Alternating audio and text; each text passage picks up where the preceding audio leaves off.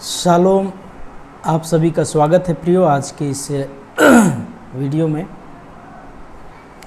आज हम आत्मिक वरदानों के विषय में सीखेंगे।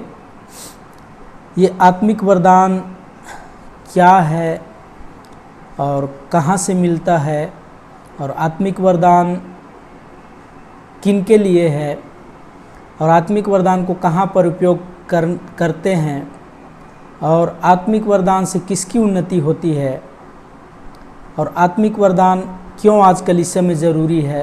इन बहुत सारे बातों को क्लियर करने के लिए आज का ये वीडियो को मैं बना रहा हूँ।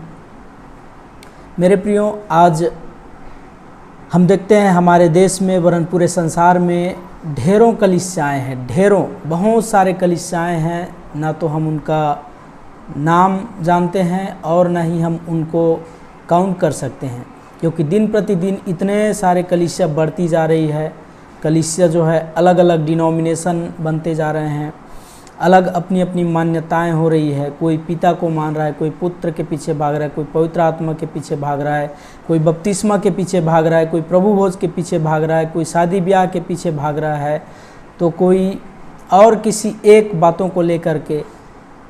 तो एक कलीसिया में संपूर्ण चीज़ जो है आज बन नहीं पा रहा है और कहीं न कहीं किसी न किसी रीति से उनमें कुछ कमी घटी होती है और कलीसिया परिपूर्ण नहीं हो पा रही है। कुछ लोग वरदानों को लेकर के घमंड में हैं, कुछ लोग जो है पवित्र आत्मा के फल को लेकर के अलग हैं, कुछ लोग जो है शांत हैं, कुछ लोग जो है केवल टंग्स अन्य भाषा के ऊपर जोर दे रहे हैं। बहुत सारे लोग और कई प्रकार से, मैं किसी पर दोष नहीं लगा रहा हूं, लेकिन आज जो वर्तमान परिस्थिति जो है और शैतान ने जो कलीसिया को भरमा करके रखा है, शैतान ने जो कलीसिया को डाइवर्ट करके रखा है, उनकी मानसिकता को, किसी को ऊपर किसी को नीचे, किसी को अमीर किसी को गरीब, किसी को छोटा किसी को बड़ा, तो कोई ज़्यादा आदरणीय कोई कम सम्मान के योग्य, ये सब मनुष्य अपने मन में विभाजन करके रखा हुआ है। और कोई किसी कलीसिया को बड़ा कलीसिया देखता है, कोई किसी को तुच्छ कलीसिया देखता है, कोई किसी के यहाँ जाना पसंद करता है, कोई किसी के यहाँ नहीं जाना पसंद करता। ये सब कहीं न कहीं वरदान से जुड़ी हुई चीज़ें हैं। तो मेरे प्रियो, आत्मिक वरदान होना बहुत ज़रूरी है और हमको ये जानना ज़रूरी है कि एक व्यक्ति के अंदर आत्मिक वरदान है तो वो आत्मिक व्यक्ति है, ऐसा उसकी पहचान नहीं हो सकता। क्यों? क्योंकि हम कुरिन्थुस की कलीसिया को देखते हैं तो कुरिन्थुस की कलीसिया जो है पूरा आत्मिक वरदान से भरा हुआ तो था, लेकिन उनका जीवन को हम देखते हैं तो उनके जीवन में शारीरिक चीज़ें थी, सांसारिक बातें थी, वो लोग लड़ाई झगड़ा होते थे, उनमें कई प्रकार की संसार की के समान उनका व्यवहार जो है था, उनका चरित्र जो है विकसित नहीं हो पाया था। वो लोग आत्मिक मनुष्य नहीं बन पाए थे, आत्मिक वरदान से भरे थे लेकिन वो सांसारिक जीवन जी रहे थे। अगर हम पहला कुरिन्थियों 3 अध्याय उसका 1 से 4 पद को पढ़ें तो वहाँ पर पौलुस साफ लिखता है, सांसारिक तरीके से जीवन जीना अलग चीज़ है और आत्मिक वरदानों पर घमंड करना सब बेकार है। यदि हमारे जीवन में आत्मिक वरदान है तो हमारा चरित्र का विकास होना बहुत ज़रूरी है।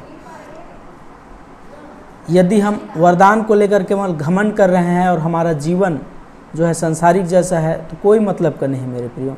इसलिए आइए हम पहला कुरिन्थियों 12 अध्याय और 14 अध्याय से कुछ पद, यहाँ से हम लगभग 10-11 बातें सीखेंगे कि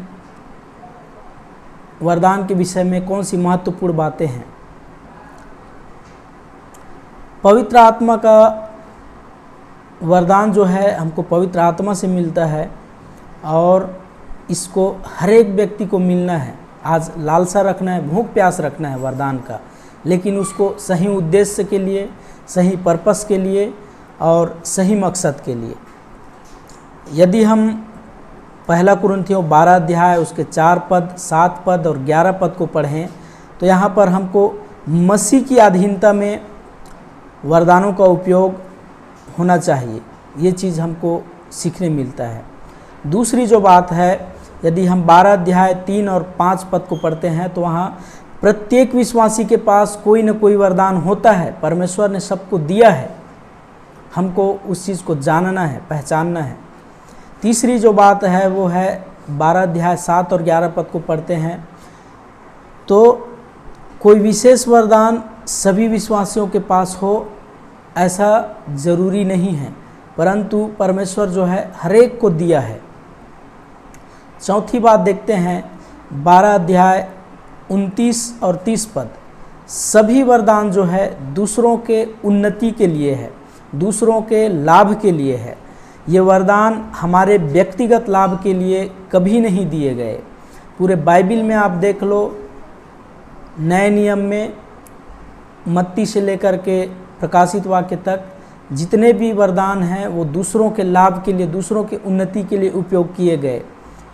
कोई भी वरदान उनका स्वयं का जो लाभ है उसके लिए नहीं था। हाँ, केवल एक था, अन्य भाषा, लेकिन बाकी जो वरदान है वो सब दूसरों के उन्नति के लिए था। पांचवी बात देखते हैं 12 अध्याय 7 पद, 14 अध्याय 3 पद, 12 पद 19 पद और 10, 33 और 11 का 1, इन सब के अनुसार वरदान जो है एकता बनाए रखने के लिए दिए जाते हैं। वरदान के कारण कलीसिया में विभाजन कभी नहीं होना चाहिए, या उनके बीच में फूट या विद्रोह या लड़ाई झगड़ा ऐसा कभी नहीं होना चाहिए वरदान को लेकर। परंतु ये वरदान हमेशा एकता को लाता है, लोगों के बीच में प्रेम को प्रकट करता है।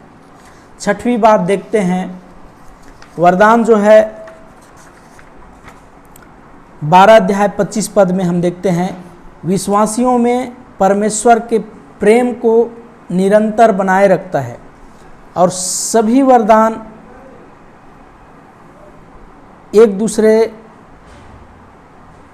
सभी वरदान जो है किसी एक वरदान से बढ़कर है। कहने का मतलब है, अगर हमारे अंदर प्रेम है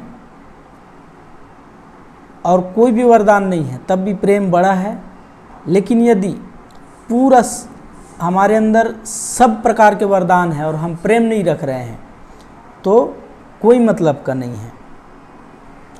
यदि हम 7वीं बात देखें तो 13 अध्याय 1 पद से 13 पद में पौलुस यही लिखता है, विश्वासियों को जो है आत्मिक वरदानों की इच्छा रखनी चाहिए, चाह रखनी चाहिए, लालसा रखनी चाहिए, बड़ी भूख प्यास होनी चाहिए। 8वीं बात हम देखते हैं 12 अध्याय 31 पद और 14 अध्याय 1 पद, तो वहाँ पर सब वरदानों से बड़ा भविष्यवाणी के वरदान को बताया गया है। 9वां पॉइंट हम देखते हैं 14 अध्याय 1 पद के अनुसार, हर किसी के पास एक वरदान है, खुद को दूसरों से अधिक उत्तम नहीं समझना है। मेरे पास है तो आपके पास भी है, उसके पास है तो आपके पड़ोसी के पास भी, हर एक के पास है, तो अपने वरदान को उसके वरदान से उत्तम नहीं समझना है। 10वीं जो बात है वो है 13 अध्याय 4 पद, 4 अध्याय 7 पद, 12 अध्याय 21 पद और 25 पद के अनुसार इन वरदानों का उपयोग करते समय हर विश्वासियों के साथ एक सभ्य रीति से व्यवहार करना है। बहुत बार लोग जो है असभ्य व्यवहार करते हैं, ऐसा नहीं होना है। हमको वरदानों को उपयोग करते समय सभी के साथ सभ्यता से पेश आना है। और 11वीं बात जो है 14 अध्याय 40 पद के अनुसार, यदि किसी विश्वासी के पास कोई विशेष आत्मिक वरदान है तो उसे अपने आप को दूसरों से श्रेष्ठ नहीं समझना है, परंतु दूसरों के उन्नति के लिए, दूसरों की लाभ के लिए, दूसरों को प्रोत्साहन देने के लिए, दूसरों को उठाने के लिए, कलीसिया को बढ़ाने के लिए, कलीसिया की मार्गदर्शन करने के लिए, कलीसिया को सही अगुवाई देने के लिए, पवित्र आत्मा की सही गाइडेंस देने के लिए और वचन बढ़ने के लिए, वचन की महिमा के लिए, सुसमाचार बढ़ाने के लिए, कलीसिया को चेतावनी देने के लिए, कलीसिया को झूठी शिक्षा से बचाने के लिए, कलीसिया को सही अगुवे और सही सेवक और सही सब बातों में निर्णय लेने के लिए ये वरदान जो है उपयोग किया जाता है। यदि प्रत्येक विश्वासी इन बातों को अपने मन में स्वीकार करे और इनके अनुसार चले तो वरदान के कारण कभी कोई समस्या पैदा नहीं होगा, वरदान के कारण कभी कोई लड़ाई नहीं होगा, वरदान के कारण कभी किसी कलीसिया में फूट या विभाजन नहीं होगा, वरदान के कारण कभी कलीसिया के लोग यहाँ से वहाँ नहीं भागेंगे, वहाँ से वहाँ नहीं भागेंगे, परंतु व्यवस्थित हो जाएंगे, क्योंकि कलीसिया प्रभु यीशु मसीह का है और वरदान भी प्रभु यीशु मसीह का है। उसने कलीसिया को उन्नति करने के लिए, बढ़ने के लिए, फल लाने के लिए, फलवंत होने के लिए दिया है, एकता में होने के लिए, प्रेम में बढ़ने के लिए, भाईचारे में बढ़ने के लिए दिया है। इसलिए नहीं दिया कि कोई भविष्यवाणी कर रहा है तो सबसे बड़ा है और वो घमंड करे कि मैं बहुत बड़ा भविष्यवक्ता हूँ, तुम सब छोटे लोग हो।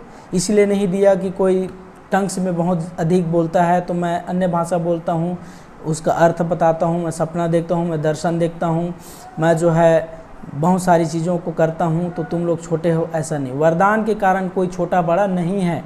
वरदान परमेश्वर ने सबको दिया है दूसरों की उन्नति के लिए, दूसरों को लाभ पहुँचाने के लिए। तो उसका मिसअंडरस्टैंडिंग के कारण गलत उपयोग न करें, परंतु वरदानों का सही उपयोग करें ताकि कलीसिया एकता हो, जागरूक हो और फलवंत हो, आशीषित हो। God bless you. परमेश्वर आप सबको आशीष दे। आमीन।